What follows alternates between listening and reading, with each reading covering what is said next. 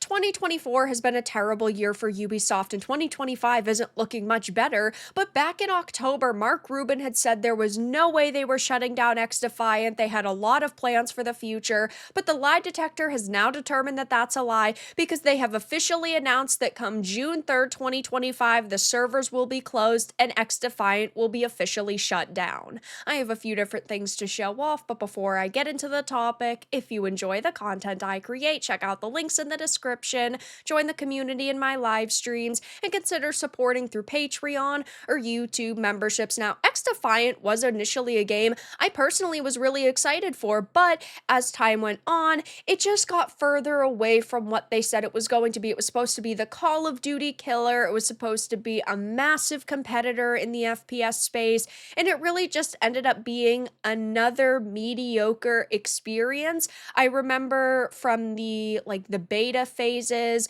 the time to kill had went up in the full release. There weren't as many maps as we initially expected, especially after so many delays, and it just ended up being a forgettable experience, and it seemed to fall off pretty quickly. There was really no competitive scene around it, and now it's being announced that they are officially shutting this game down. So, starting with this Fandom Pulse article, it says Ubisoft announced it was shutting down XDefiant as well as closing multiple studios, including in San Francisco and Osaka, that were working on the game, resulting in around 300 layoffs. In a blog post written by Ubisoft Chief Studios and Portfolio Officer Marie-Sophie du Waubourg, the company announced despite an encouraging start, the team's passionate work and a committed fan base. That's cap. We've not been able to attract and retain enough players in the long run to compete at the level we aim for in a very demanding free-to-play FPS market. As a result, the game is too far away from reaching the results required to enable further significant investment, and we are announcing that we will be sunsetting it. She then explained concretely that means that as of today, new downloads, player registrations, and purchases will no longer be available. Season 3 will still launch, and the servers will remain active until June 3rd, 2025, out of appreciation for both our dev teams who worked on it and for XDefiant's active players. So I think back in October when we heard these rumors, they were hoping it was going to gain attention for the game. They were hoping that people were going to jump in, download it, and they tried to cause sort of a news cycle around this game. Of course, Ubisoft's Mark Rubin had denied claims of an XDefiant shutdown only back in October after rumors surfaced of a potential shutdown for the free-to-play shooter XDefiant.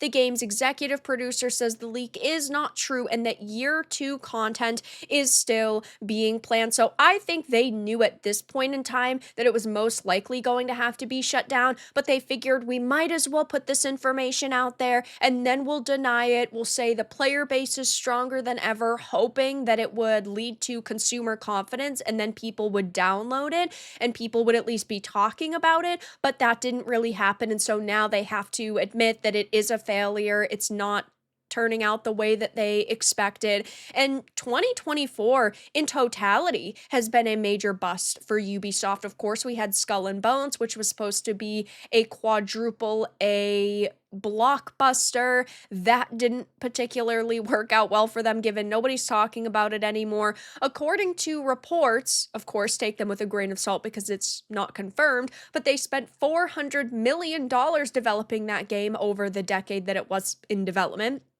and it got virtually no players. XDefiant was supposed to be the Call of Duty killer, but we can see that it's being shut down because the player numbers were so abysmal, and it just didn't really resonate with FPS fans. Star Wars Outlaws was supposed to be, again, another major release for them going into the holiday season. It's Star Wars, so an established IP. They put the most money towards this marketing budget they ever have for a game. That didn't really change anything for them. It didn't make this game any more successful. And then they had to delay Assassin's Creed Shadows until February. And now in February, it's going to have major competition. We know that's releasing. Kingdom Come Deliverance 2 is releasing. We, of course, know that just a few days after this, Avowed is launching. And while I don't think that Avowed is going to do crazy good by any means. I do think it's going to do much better than we would have initially anticipated because it is going to Game Pass day one, and we do know that that pumps up the player numbers quite a bit. It pads them, and they can't hold on to even their free to play game. Even this title, they couldn't keep around for at least a couple of years.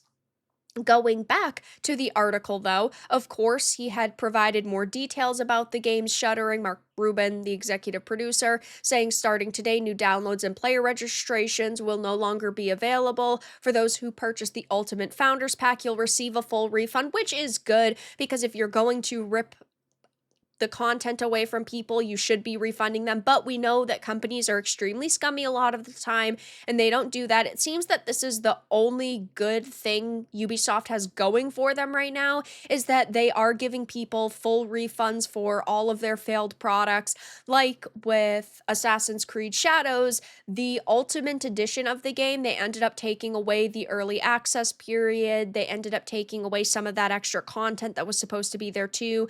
And so they refunded every edition of the game when it was delayed, when they knew that they were not going to be providing people with everything that was promised. So obviously that's to save their asses from lawsuits, but on the flip side, it still is a good look for them because they could just refund you through their storefront and give it to you as a credit, right? They could, in theory, do that, but this is what happens when you're just not creating content that people want. When your company focuses on DEI instead of making high-quality pieces of content, this is the fate that you deserve. Yves Guillemot said only a couple of months ago when it came to Star Wars Outlaws' failure that gamers' expectations were too high.